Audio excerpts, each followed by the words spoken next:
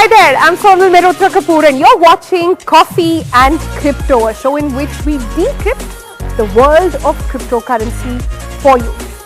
So let's see what we've got for you in this week's episode. Well, this week the focus is on NFT, non-fungible tokens. I know it's on everybody's radar, so we thought let's sort of simplify it for you and what exactly does it mean.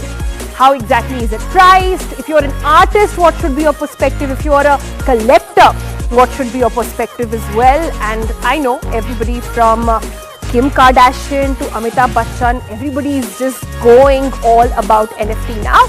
So without any further ado, let's get into our explainer, and for that, we'll go to our coffee table.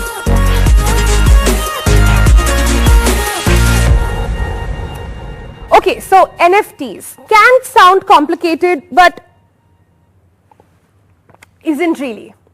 Heard of this Neon the Cat or the slam dunk video of LeBron James? Well, all these very easily available GIFs, fun videos actually have ownership rights. For example, digital artist Mike Winkleman, who goes by the name of Beeple, sold a digital collage of 5,000 daily drawings, calling it Everydays. And guess how much it sold for? Well, a whopping $69.3 million. And if you are a fellow grammer, you may have come across his work earlier as well. He uploads some artwork almost on a daily basis, but until this collage was sold, he was selling his individual artwork for just about $100.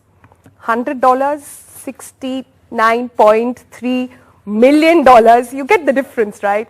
But why the pricing? Wait for that. Remember this tweet by CEO of a Twitter, Jack Dorsey, saying, just setting up my Twitter, has set the NFT world on fire as it sold for an almost $3 million US. Why? Wait for that. Remember this meme? It's a cat, right? It's just a cat GIF, now an NFT. Now the bidding for this started at just 3 Ether, which then translated into about 15,000 US, but closed and sold for 300 Ethereum. You do the math over there. Even Big B has caught the NFT fever. But why? Why are people paying millions of dollars for something that is easily accessible to anyone, everyone, in fact, on just a click of a button? Well, it is available for free after all on the internet, so why are people paying for it? The short answer to that is collectibles. Have you also heard about collectibles? You know, art auctions that you keep hearing about or seeing in movies where original pieces of art are of huge value. Take this, which is the most perhaps popular piece of art in the world. Mona Lisa, right? We've all heard about it, seen it. But now, if you can go either to the Louvre Museum in Paris and see the painting on display, take a picture, perhaps, but you can't really carry Mona Lisa home. You don't own Mona Lisa. Now, this is what NFT changes in the digital space, that is. Owning an NFT token gives you ownership of digital assets. This non-fungible token, something that is recognized as proof of ownership as well on the blockchain network, of course, can be used to buy and sell the ownership of the digital asset. And when I say assets, I mean stuff like not just art, music, in-game items, GIFs, videos, and even books. Basically, they can be thought of as a certificate of ownership for virtual or physical assets. But paintings are just one example, like I said. Let's take music, for example. Imagine you're an artist who wants to sell a limited run music piece, perhaps, right? Like it could be something which is a single song that you want to release. Now, NFTs are a great way for you to sell your songs without a label and production house getting in the way. Artists can program royalties. So they'll receive a percentage of the sales whenever the art is sold, resold for eons of years to come, or to any new owner as well. So NFTs put artists first. Another example is books. NFTs are a way for authors to put their work out there even if publishers don't invest in it. Interesting, right? Now, let me tell you how NFTs are made and how does the bookkeeping actually happen in this case. So most NFTs exist on the Ethereum blockchain. One way to look at that is, imagine Ethereum being your gallery, which is showcasing your art. And in this case, your NFT, and you buy and sell then in Ether, right? So take every transaction on the blockchain. The history of ownership is for everyone to see, and the recording is actually of the entire chain of events is put in a digital ledger. Some say, just exactly how cryptocurrency goes actually. So safe in most ways. Next, let's tell you prices. How on earth are NFTs so expensive? Now, there are two ways of deciding the pricing of your NFT. There is a fixed price method and then there is the auction method, right? So fixed price, basically the creator of the NFT fixes the price of their art to be sold at, and the other way is auction. Very popular, widely used as well. The creator puts in a starting price upon which audiences decide, and the amount of bidding can go on, and the highest amount that is quoted is actually sold on. This is how Beeple sold his art. This is how Messi's NFT crypto art collection called the Messiverse went on sale as well. So essentially what is NFT doing? It is putting the artist in control of their art, and thus in the crypto world, artists are king. All right, with that, it's time to introduce our guest this week. Joining us today on CC is Vishal Mehrotra. Well, if you are a 90s kid, you already know Vishal and perhaps love him. And if you don't, then he's definitely going down history as the first Indian actor to sell art as NFT. Hey, Vishal, welcome to Coffee and Crypto. Hi, Sonal. It's such a pleasure to be here. Love your show, and thank you for inviting me. Well, great. Also joining us today is Nirbhik. Now, Nirbhik is somebody who actually is an NFT collector. And trust me, I have so many questions for you over there. So thanks so much for your time as well, Nirbhik. Sure. So let's just dive in straight into that. All right. So Vishal, I love understanding stories, okay? So I first want to know your story. How did NFT actually happen for you? How did you create this? And how did you get connected with Nirbhik then? All right. So, I love stories also, and this one is quite a story. About 3 months ago, approximately 3.5 months ago, I was just basically looking to diversify my portfolio, away from the equity market, the mutual funds, etc., which all of us commonly use. And I've been hearing about the whole cryptocurrency craze forever. So I said, hey, let's follow a path and gamble a little bit of what you can afford to gamble with. And I was so naive about this entire structure of cryptocurrencies that I said, why don't I go and buy a couple of Bitcoins? I know you're smirking out there, but the way it happened is that rather than doing that immediately, I joined an app for which I had an invite, and I kind of created a room. And the topic of that room was, let's talk cryptocurrency. And surprise or surprise, people from all over the world, about 2,000-3,000 people joined me in that room and absolutely took me under their wing. And that's when I learned about blockchains, cryptocurrencies, etc. And that totally engulfed me, my imagination. I did a little bit of more research, chanced upon NFT, and that is what resonated with me the most, because being an actor, being creative, somewhere being an artist, because of all of that, NFTs really resonated with me. And that's when I decided that I'd like to be involved with the NFT world. And to all our viewers watching right now, Vishal has talked to you about his very humble beginnings in the crypto world.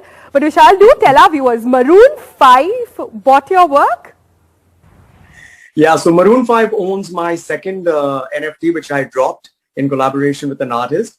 And in fact, Nirbhik is here, and he's the collector of my art too. And he too owns that same NFT. So I'd done a 10 of 10 series, and Nirbhik owns one, and one of them is proudly owned by Maroon 5. Nirbhik, you are in great company, I see over there, much wanted over there. But the question I get asked most often, and anybody who's watching also just getting introduced to the world of NFT, is simply this. This is at the end of the day an art that is available at a click of a button, right? For free. How do you tell the value of NFT to somebody who's just starting out in this world? So one can be looking at the longer term perspective, looking at long-term horizon and see where the history is going to be, right?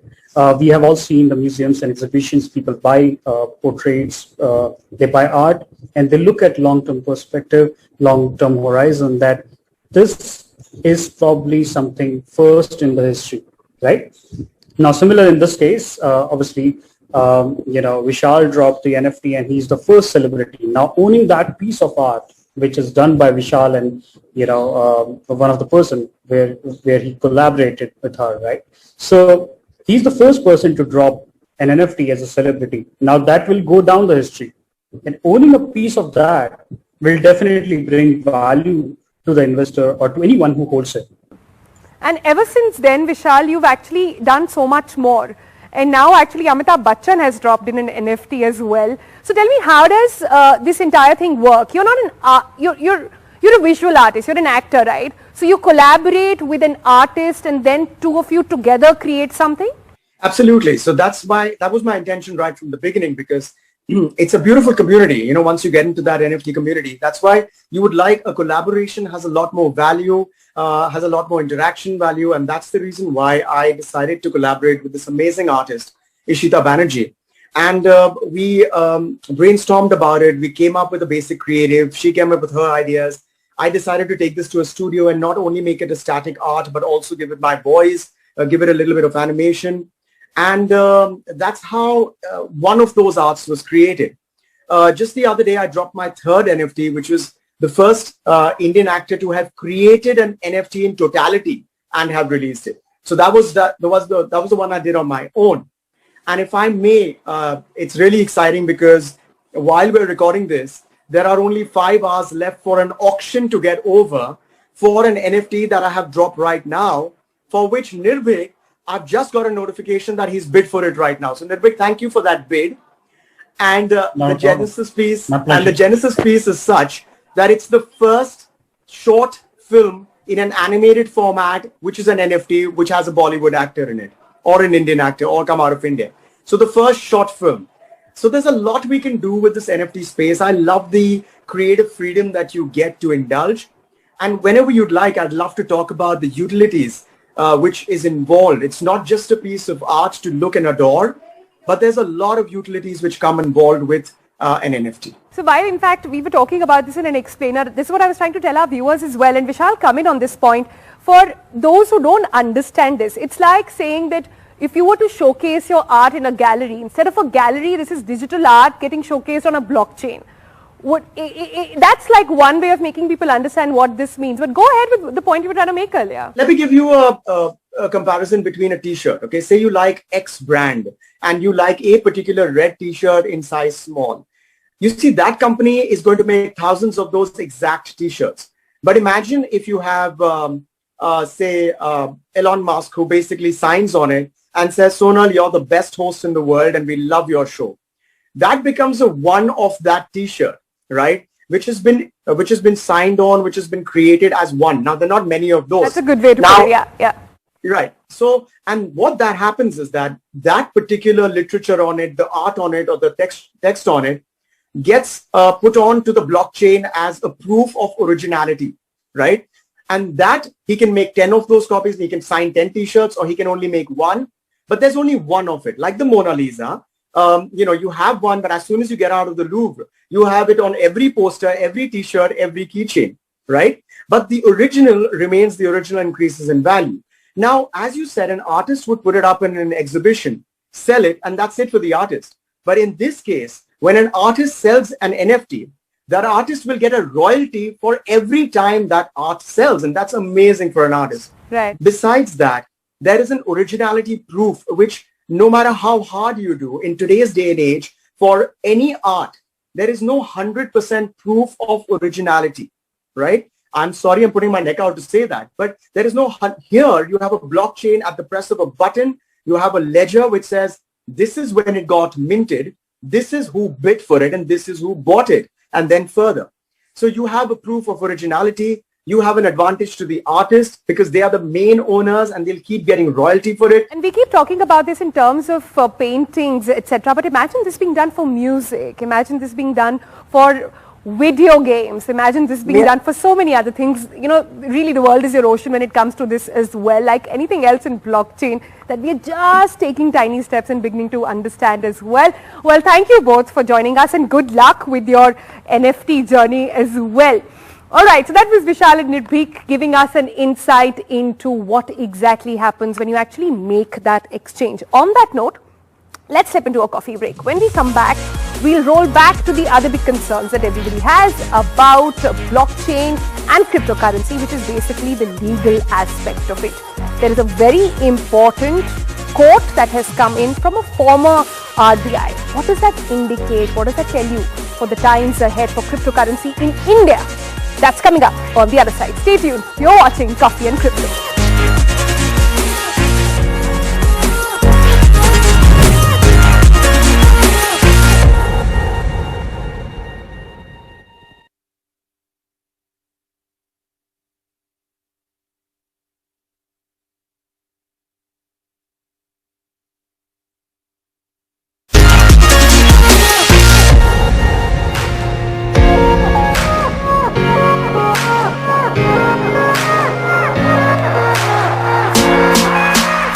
Welcome back to CC. Now in this segment, we will be talking all about the legal aspect of cryptocurrency, since it's the most talked about and the most popular thing all of you want to know as well. And for that, we've got another expert for you. Joining us today is Ramesh Kailasam, CEO of India Tech. Hi Ramesh, welcome to CC. Hi Sonal. Hi.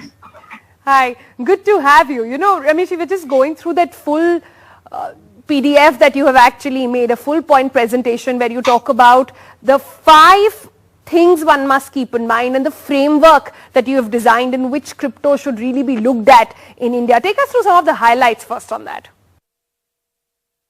Well, we had come out with a detailed white paper which we have put up online, and we have submitted it to the Reserve Bank of India as well as all the authorities in government who are stakeholders as per our view, as per the white paper. The purpose of submitting this to the government was to give an alternative narrative on ground, because prior to this white paper, the narrative was largely saying that cryptocurrencies are currencies and therefore was putting them psychologically in direct conflict with the legal tender, right.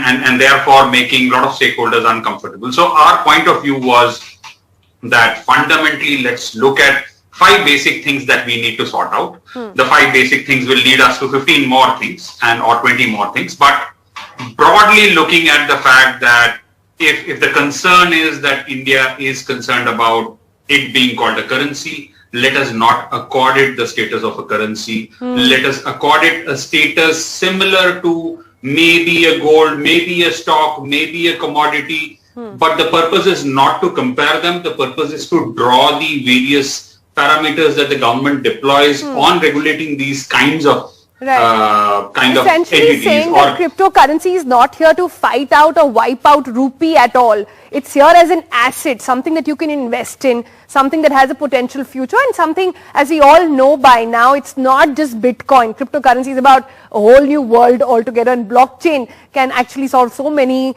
of the world's problems as well. I want to draw your attention now to, you know, one of the most statements, the most talked about statement that got our attention this week was one coming in from the RBI governor. Gandhi recently said that crypto can be used as a payment once termed as an asset. Now, a former RBI governor saying this is actually quite huge. Tell us, what did it mean to you and what does it tell you about India's crypto journey? Well, it has been quite a journey from the time we put this alternative narrative in the market and to all the stakeholders concerned, because one of the things that we did while going through this white paper was, and in the process of writing it, was to actually speak to people and ask one fundamental question. What is it about crypto that keeps you awake? What is it about crypto that terrifies you? And the answer largely from the, if I use the term from stakeholder standpoint, can I take a guess? Can I take a guess? Was it legality? Well, more than the legality, it was the misuse part. I think it was the misuse that actually said that's what keeps us awake. And which is why if you look at the white paper, it has been largely, the recommendations have been driven in the direction to address those concerns. To say, okay, you've got a fundamental problem calling it a currency. Let's call it an asset or a commodity or a stock or a marketable security or whatever name, or probably draw inferences from their regulations. If you've got a problem that you can't have a collar to catch, well, let's start with Indian exchanges who will be the ones who will be accorded the legal status to deal in cryptocurrencies in India, which means Indian founders, Indian domiciled exchanges and so on, because that was the second concern. The third concern was people don't declare. I mean, because there's nothing stated in law anywhere, and it's a free animal moving around in the investment class. There is, I mean, I run across millennials who come and say, it's not named anywhere, so I don't need to pay taxes. Yeah. Is the income tax law specifically saying cryptocurrencies are taxed this way? No, it is not. It doesn't say that so far, at least, yeah. Exactly. And if you look at, therefore we address taxation.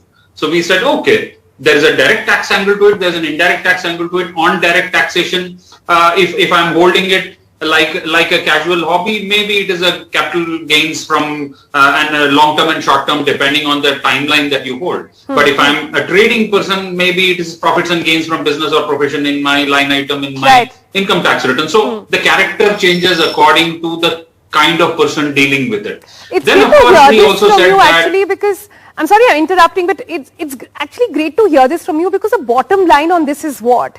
That acceptance towards perhaps cryptocurrency and the way India and Indian law will be looking at cryptocurrency is going to change very soon. We've spoken about this to our viewers earlier as well, that there is a bill which is ready in the works and will be tabled very soon. So India is paving the way for that. At least that's what it looks like at the moment. On that note, I'm going to thank you for sparing us your time and giving us a much needed perspective on this. Thank you. And that's all we could pack in this week's edition of Coffee and Crypto. As always, we love hearing from you. So do keep writing to us with all your feedback and all the questions you might have about the world of cryptocurrency as well. And yes, before I forget, from next week, CC comes to you at a brand new timing and day as well. So we'll see you from next week onwards on Friday at 6:30. Lock that date. Bye for now.